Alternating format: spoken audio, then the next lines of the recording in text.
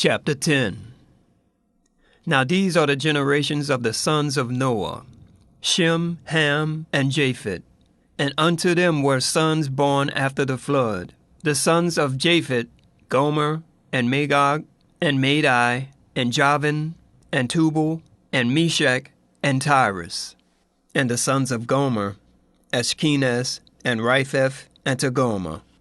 And the sons of Javan, Elijah, and Tarshish, Kittim, and Dudanim. By these were the isles of the Gentiles divided in their lands, every one after his tongue, after their families, in their nations. And the sons of Ham, Cush, Mizraim, Phut, and Canaan. And the sons of Cush, Seba, and Havilah, and Septa, and Reumah, and Septica. And the sons of Reumah, Sheba, and Dedan. And Cush begat Nimrod. He began to be a mighty one in the earth. He was a mighty hunter before the Lord. Wherefore it is said, even as Nimrod, the mighty hunter before the Lord, and the beginning of his kingdom was Babel, and Erech, and Akkad, and Calneh, in the land of Shinar. Out of that land went forth Asher, and built Nineveh, and the city Rehoboth, and Calah. And Rezon between Nineveh and Calah, the same is a great city. And Mizraim begat Ludan, and Anahim, and Lehabim, and Naphtuhim, and Pasrusim, and Casluhim, out of whom came Philistim, and Caphtorim. And Canaan begat Sidon, his firstborn, and Heth, and the Jebusite, and the Amorite, and the Girgashite, and the Hivite, and the Archite, and the Sinite, and the Arvadite, and the Zemarite, and the Hamathite. And afterward were the families of the Canaanites spread abroad. And the border of the Canaanites was from Sidon, as thou comest to Gerar unto Gaza, as thou goest unto Sodom and Gomorrah, and Athmath, and Zeboim, even unto Lasha.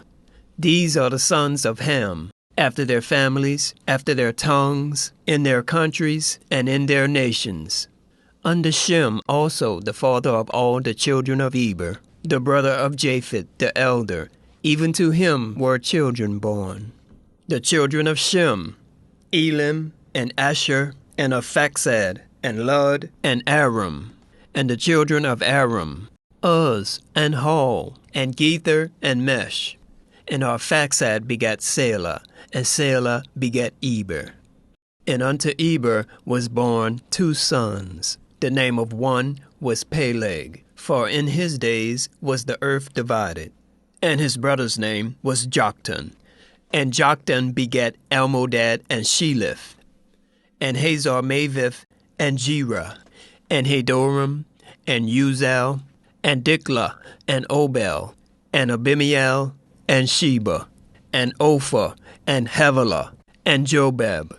All these were the sons of Joktan, and their dwelling was from Mesha, as thou goest unto Sephar, a mount of the east.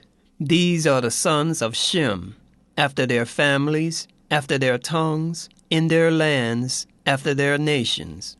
These are the families of the sons of Noah, after their generations, in their nations, and by these were the nations divided in the earth after the flood. Stanford Prison Experiment. On August 14, 1971, Philip Zimbardo enacted an experiment that would leave him etched into the history of psychology.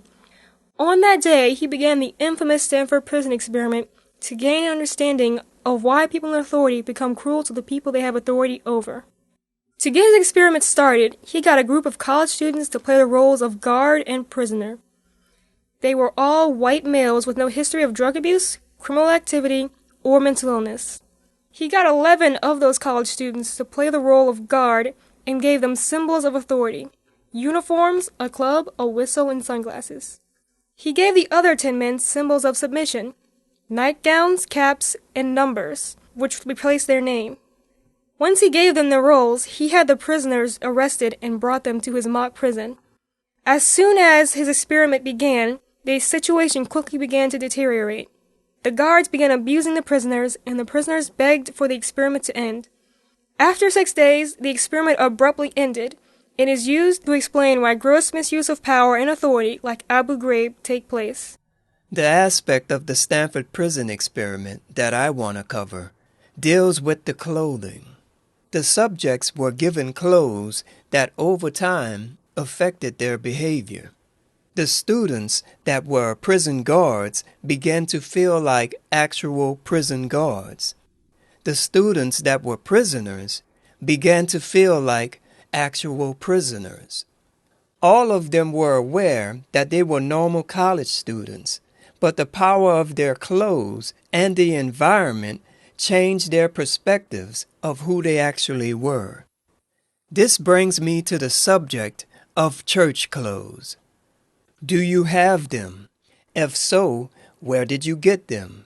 Did you buy them from a holy garment store that only sells clothes that are sanctified by priests?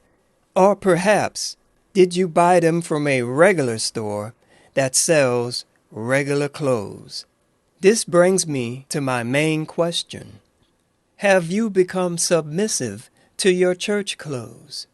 Can you wear your church clothes anywhere and say and do all the things that you do in your normal clothes?